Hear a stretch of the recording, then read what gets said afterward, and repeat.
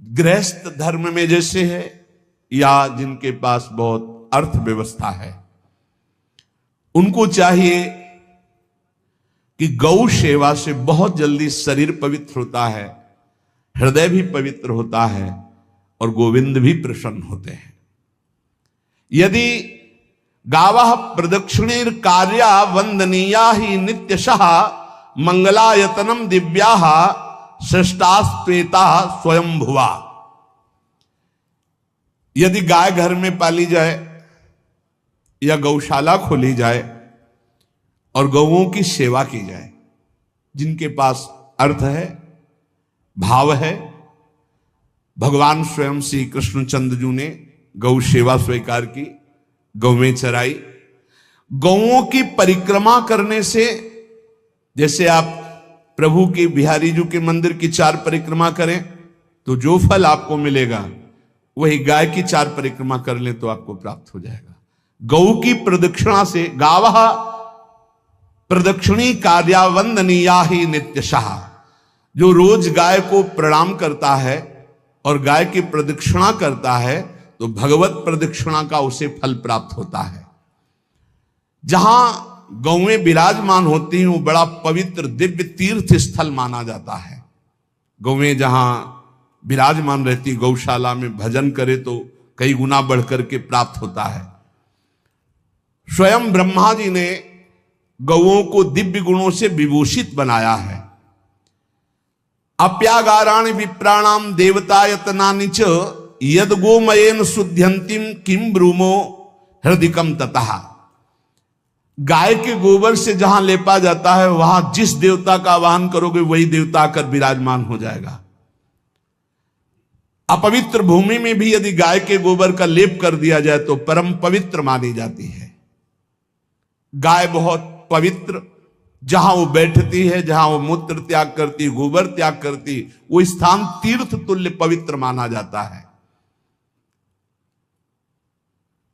भगवान जब गाय के पीछे पीछे चलते तो गोरा जोड़कर उनके मस्तक पर विराजमान होती, उनके मुखार बिंद पर विराजमान होती।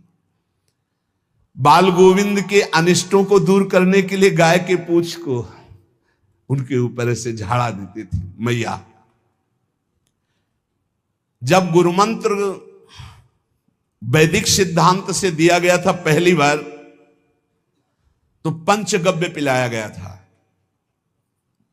गोमूत्रम गोमयम क्षीरम दधि सर्पिस्तथैव च गवाम पंच पवित्राणि पुनंत सकलम जगत। कितना भी बड़ा पापी हो, अगर पंचगव्य पिलाया जाए तो वो वैदिक मंत्रों को स्वीकार करने लायक हो जाता है, पवित्र हो जाता है। पंचगव्य में 5 चीजें गाय की होती है। गाय का मूत्र, गाय का गोबर, गाय का दूध, गाय का दही और गाय का घी, ये 5 मिलाकर पंचगव्य पिलाया गया था। पहली बार जब वैदिक मंत्र दिया गया था तो पंचगव्य बनवाया था गुरुदेव भगवान ने संन्यास, और वो पिलाया था। ये पंचगव्य पिलाने से अपवित्रता का नाश होकर पवित्रता का संचार होता है। इसलिए धन्य है उनका जीवन जो गौ सेवा परायण है भगवत भाव से। गाय में साक्षात भगवान का भाव रखकर गौ सेवा करते हैं। त्रिषिता गौर गृहे बद्धा गेहे कन्या रजस्वला देवशास्त्र सन्निर्माल्य हंति पुण्यम पुराकृतम। यदि घर में गाय बंधी है और भूखी है और प्यासी है तो तुम्हारे सारे पुण्य नष्ट हो जाएंगे। अगर घर में रजस्वला कन्या बहुत काल तक है और उसका विवाह आप नहीं कर रहे हैं तो आपके सारे सुकृत नष्ट हो जाएंगे। यदि घर में ठाकुर जी विराजमान हो, कर का पहनाया हुआ माला सुबह तुमने देख लिया तो तुम्हारे सारे पुण्य नष्ट हो जाएंगे, क्योंकि शयन कराते समय तुमने उतारा नहीं, अर्थात तुम सेवा में प्रमाद करते हो। तो देवतास्त्र सन्निर्माल्य हंति पुण्यम पुराकृतम। जैसे सुबह श्रृंगार किया तो रात्रि के शयन के समय वो हटा लेने चाहिए माले। जब हम शयन कराते हैं तो भले पुष्प शैया पे शयन कराएं पर माला नहीं धारण कराएं। श्रृंगार का माला अगर दूसरे दिन दर्शन किए क्यों पहने ठाकुर जी तो तुम्हारे सुकृत नष्ट हो जाएंगे।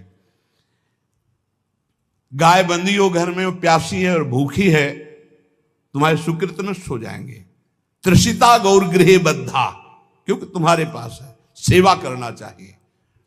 यो वै गाम प्रतिसिद्धेन्त चरंतिम च स्वतरणम नरहा तस्य पूर्वे च पितरः कंपन्ते पतनोन्मुखा। यदि गाय हरी हरी घास चर रही कहीं और तुमने डंडा ऊपर प्रहार किया और लाठी मारी तो तुम्हारे पितर खोपड़ी के बल नरक जाने के लिए तैयार हो गए, ये लिखा है। चरंतिम स्वम तृणम नरः तो तस्य पूर्वे च पितरः कंपन्ते पतनोन्मुखा। इसीलिए क्या भारत से कहीं किसी की तुलना हो सकती है, जहां गौ को माता की पदवी दी गई, जहां गौ को हम आराध्य देव के रूप में मानते हैं, आराधना करते हैं। गौ रक्षा, गौ सेवा, ये बहुत बड़ा इसमें छुपा हुआ है। स्वयं भगवान अवतरित होकर गौ जब गाय के रूप में पृथ्वी रमाती तो भगवान का अवतार हुआ है। बड़ा विचित्र समय आता चला जा रहा है कि अब आधुनिक यंत्रों की ऐसी सेवाएं हो गई बड़ी बड़ी कि अब ना बैल की जरूरत है, और ऐसे दूध की महंगाई बन गई कि अब देसी गाय 2 लीटर 3 लीटर 4 लीटर, और ऐसी इसी की 20-20 25-25 लीटर दे तो कौन देसी गाय को। तो गौओं का सेवा का भावना शास्त्र आज्ञा करता है कि जो प्रतिदिन अग्रग्रासे परोभावा कर्तव्यो भक्ति तोन्वहम अकृत्वा स्वयं आहारम कुर्वम नापनोति दुर्गतिम।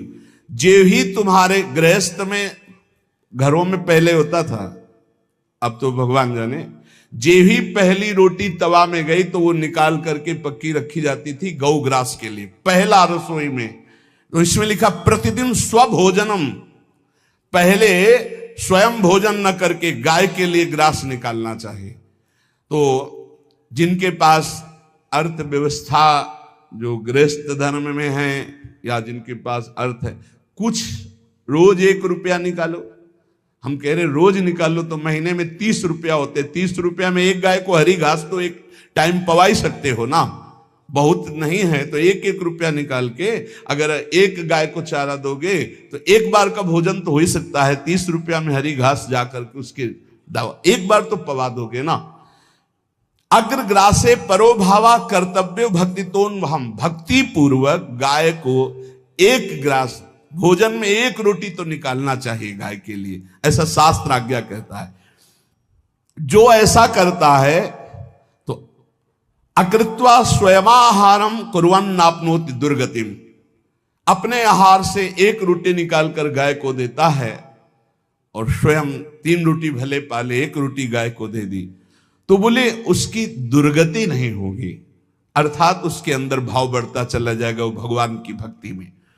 और तेनाग्नयो हुता सम्यक पितरश्चापि तर्पिताः देवास्त पूजितास्तेन यो ददाति गवान्हिकम।